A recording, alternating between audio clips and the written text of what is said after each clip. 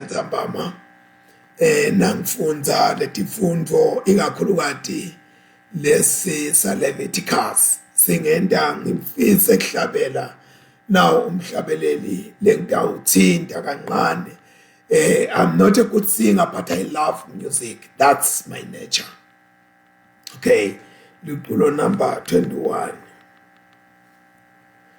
Langa lomphefumulo wami nxa unami kuyakhanya ungashoni langa lami uqashe emehlweni ami nxa ngilala ubuthongo ngicabanga ngawewe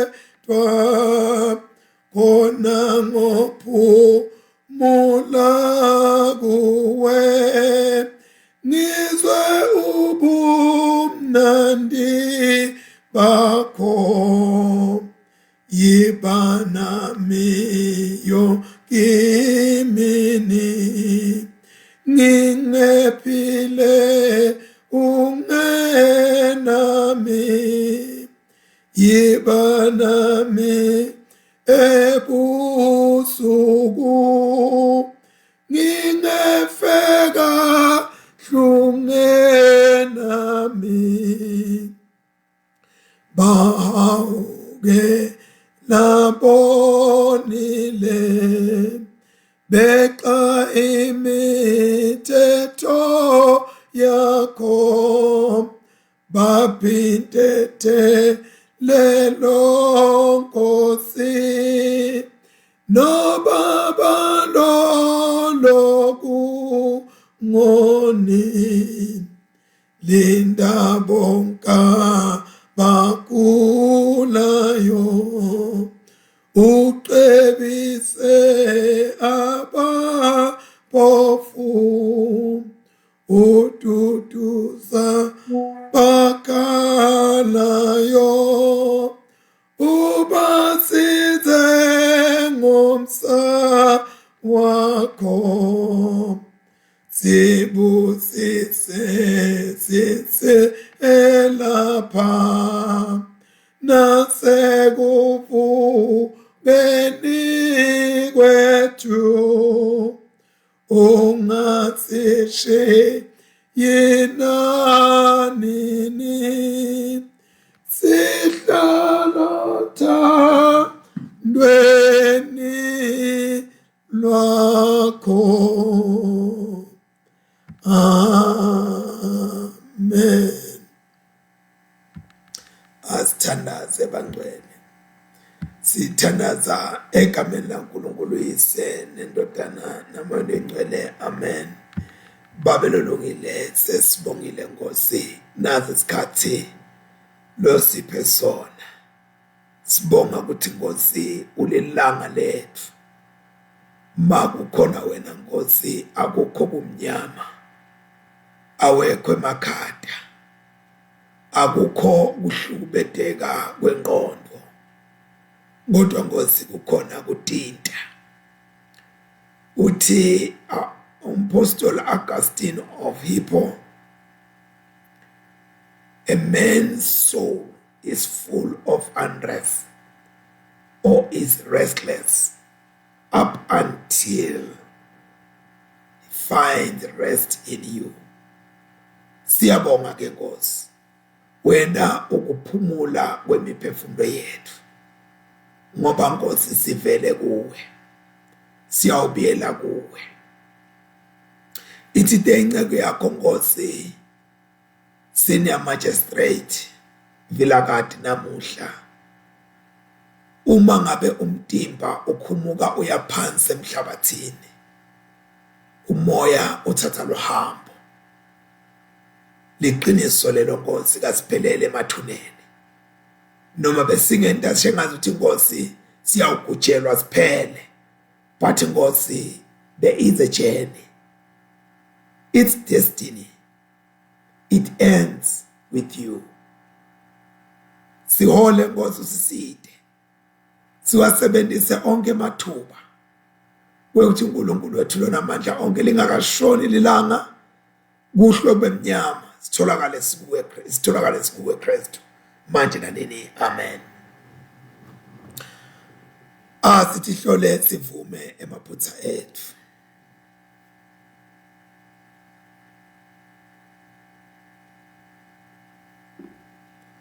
uNkulunkulu somandla babe wethu losezulwini siyathi thoba siyavuma ukuthi sonile kuwe kuliqala lethu sonile ngekuqabanga nangekukhuluma nangekwenda nangekungakwendi lokhu bekufanele sikwende ngenxa yenvathane yakho Kristu Inkosi yethu sithethelele konke lesekwenzile usende sikhonde ekhamba lokusha kude ligama lakho lidunyiswe. uNkulunkulu somandla sawukele sithelele dolodethu usigcine ekuphileni lokunini nanini ngaye Jesu Kristu Inkosi yethu amen. Njengasemhleni ke bazalwane sicala ngemahubo endike emahubo lamiselwe lenkonzo yanamhlanje ngemahubo 107 sifunda from verse 1 to verse 22.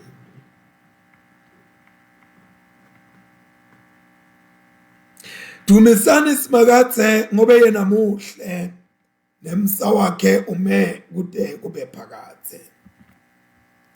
Labahlengwe ngusimakathe abasho njalo bona labo labahlengwe emandleni ebaqinteteli babo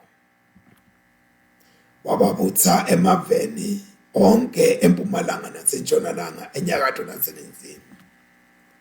Labanye bazulazula ehlane kalashame kepha abazange bathole ngisho nemuti wekungenisa.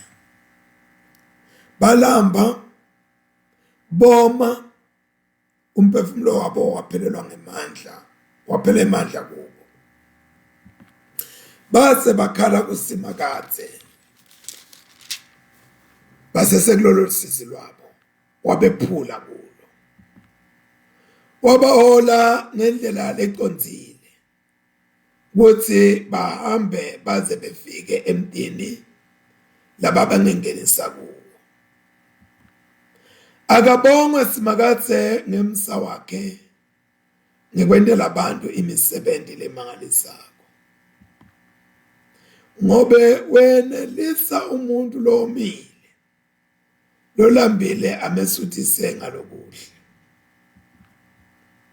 Labanye babahleti ebumnyameni nasethuthini lekufa baboshwe insizi netinketane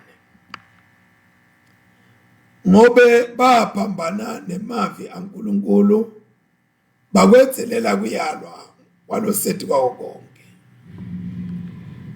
Yebo wabayenzisa njengekutshonsa kamadima basakateka phansi kwabate lobasidako base bakhala kusimakathe base kulolo lusizi lwabo wabasindisa kulo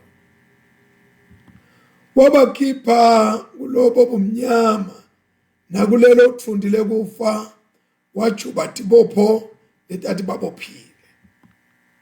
Akabongwe simakathe ngemsa wakhe ngekwendela abantu imisebenzi lemangalisako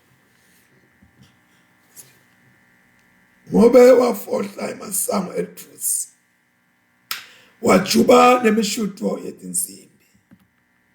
Labanye babadilima ngenxa yekona nebubi babo behlelwa kuhlupheka. Inhlitiyo tabo tabamnyama behluleka kudla ngako bonza baqeshe bafa base bakhala kusimakathe base lolo lusizi lwabo wabasindisa kulo. Wakhipha umyalo wakhe wabaphilisa wabenda bagejwa kufa. Akabongwe simakathe ngemsa wakhe ngekwendela abantu imisebenzi lemangalisako abanikele ngemihlatshelo yokubonga, bamemetele imisebenzi yakhe ngenjabulo. Akuthunyiswe uyise nendodana naMoya oNgcwele, njengoba benjalo ekuqaleni senjalo nanyalo kuyawuba njalo kude benini nanini. Amen. Leviticus chapter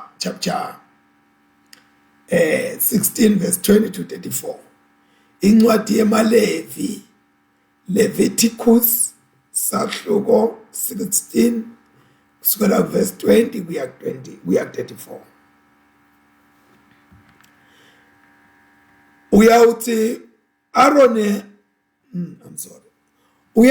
Aroni angaqeda kwenta inhlawulo yokubuyisana kwenzawo lengcwele nekwelithendele kuhlangana nekwelilathi, bese uletha lembuti lephilako, abheke isandla takhe etikwenhloko yayo, ativume tonke tiphambuko tesive saka-Israyeli nabo bonke bubi babo netono tabo,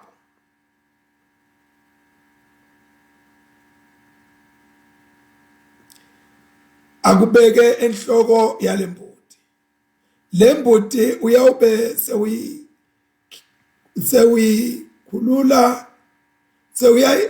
sewiyayikhulula ukuthi iye ehlane ihanjiswe nguleyo ndvodza lebekelweyo lowo msebenzi. Leyo mbuti iyawukwethwala tonke leto tono tabo iye nato ehlane kalashameshame.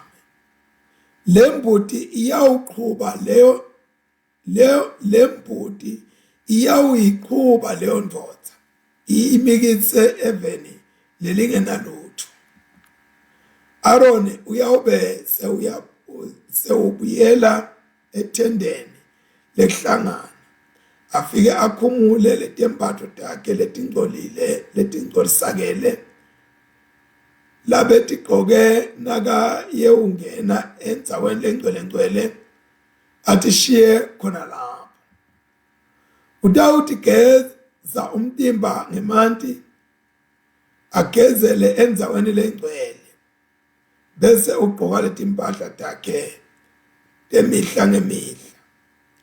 Emva kwaloko utawuphuma ati nikele yena nesive sonke ngemnikelo wekushiswa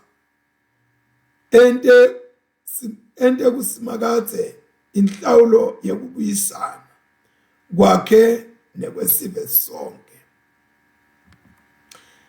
Emanoni emnikelo wesono uyawashisela etikwalelilathi. Lendvodza lekhululele lembuti lesesulelo kufanele igeze timpahla tayo nemtimba wayo ngemanti. Emva kwaloko seyingancandzeka ibiyele enkampu ngekhatsi. Inkunzi nalembuti yemnikelo yesono, ingati yayo lengeniswe endzaweni lengcwele kuyawukwenta inhlawulo yokubuyisana kusimakadze, kufanele kuthathwe ukhishelwe ngaphandle kwenkampu. Tikhumba tayo nenyama yato nekwangekhatsi kwato kushiswa ngemlilo. Lo bekashisa loku kufanele ageze timpahla takhe nemtimba wakhe ngemanti. Emva kwaloko sekangangena ngekhatsi enkampu. Lona-ke ngumthetho lekufanele niwugcine titukulwane ngetitukulwane ngelilanga lelishumi enyangeni yesikhombisa ema-Israyeli. Nebetive labasemkhatsini wenu fanele bazile, bangadli, bangasebenzi. ngobe ngalelo langa nitawukwentela inhlawulo yokubuyisana uSimakade.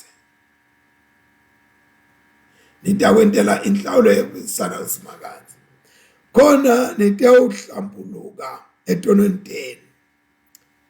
Nibe msulwa embi kwaSimakade.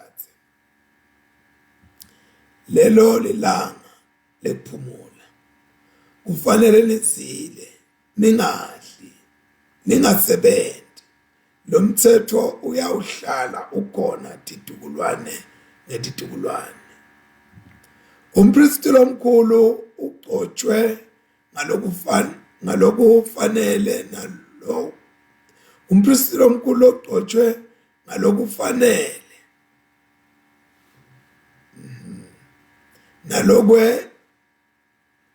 Nalobekwe kulandzela uyise. Nguye lo uyawukwenta inhlawulo yokubuyisana kuSimakade. Uyawugqoka letembatho tebupristi. Ente kuSimakade inhlawulo yokubuyisana kwendzawo lengcwele nekwelitende lekuhlangana nekwelilathi nekwabapristi kanye nekwesiphe sonke. Lo mthetho kufanele ugcinwe wentiwe titukulwane ngetitukulwane. Inhlawulo yokubuyisana kuSimakade iyakwentiwa kanye ngeminyaka. Yentelwe tonke tono tema-Israyeli. Konke kwentiwa njengoba Simakade abeyale Mose. Siphela lapha sifundo sekucala. Sifundo sesibili. Lesiphuma eTestamenteni Elisha. Sibhaliwe encwadini yemvangeli Luke chapter 8 verse 1 to 15. Luke chapter 8 verses 1 to 15. Emva kwesikhathi Jesu wahamba wadzabula emadolobhana shumela livangeli ngembuso kaNkulunkulu. Bafundzi labalishumi bebahamba naye kanye nalabanye bafati lababephiliswe emadimonini nazitifeni. Maria waseMagdala lebekukhishwe kuye emadimoni lasikhombisa, Johanna umkakhuza, induna yesigodlo saHerodi naSusana, labanyenti bafati lababekhonta Jesu nebafundzi bakhe ngaloko lababenako. Wathi lapho bantfu labanyenti sebabutsene bachamuka emadolobheni lehlukene, Jesu watse ubatshela nanku umfanekiso lothi, umhlanyeli waphuma wayawuhlanyela inhlanyelo yakhe. Ekuhlanyeleni kwakhe lenye inhlanyelo yakhe yawela endleleni, lapho yanyatselwa khona abantu, kwafika netinyoni tayidla. Lenye yawela emhlabathini lo nemadwala, yashesha yamila, kodwa yashesha yaphelelwa ngemandla yabuna, ngoba yayingenawo umhlabathi lo nemswakama. Lenye yawela emanyeveni, yakhula kanye nawo, ase ayiminyetela. Lenye yawela emhlabathini lovundzile, yamila, yathela ngemakhulu. Jesu wase uthi-ke, lonendlebe yekuva akeve. Bafundzi baJesu bambuza bathi, ukuthi usho ukuthini lo mfanekiso? Wabatshela wathi, nina niphiwe lwati lwetimfihlakalo tembuso kaNkulunkulu, kodwa kulabanye kushunyayelwa ngomfanekiso kuze bathi bayabona kodwa bangabonisisi, bathi bayeva kanti abevisisi kahle. Lo mfanekiso uchaza lokho. Inhlanyelo livi laNkulunkulu. Uhlanyelwa kwaleyo leyawela endleleni kufanekisa labo labalivako livi laNkulunkulu, bese kufika Sathane uyalisusa etinhlitweni tabo kuze bangakholwa funa basindiswe. Uhlanyelwa kwaleyo leyawela emhlabathini lo semadwaleni fanekisa labo labathi nabalivako livi laNkulunkulu, balemukele ngekuthokoda, kodwa ngenxa yekungalijulisi kwabo etinhlitweni tabo bakholwa sikhashana kuthi kungefika kulingwa bese balilahla phansi. Uhlanyelwa leyawela emhlabathini lo semanyeveni, kusho labo labathi sebalivile livi laNkulunkulu, kodwa tinhlupheko nebunjinga netinjabulo talo mhlaba ubaminyetele batsele titselo letingavuthwa. Uhlanyelwa kwaleyo leyawela emhlabathini lovunzile fanekisa labo labalivako livi laNkulunkulu, baliqine ngekuthi thoba lokukhulu, babeketele baze batsele titselo letinhle. Siphela lapha sifundo sesibili. Sitawuthi-ke bazalwane kudonsa nje umoya kafishane sibese sichubeka futhi.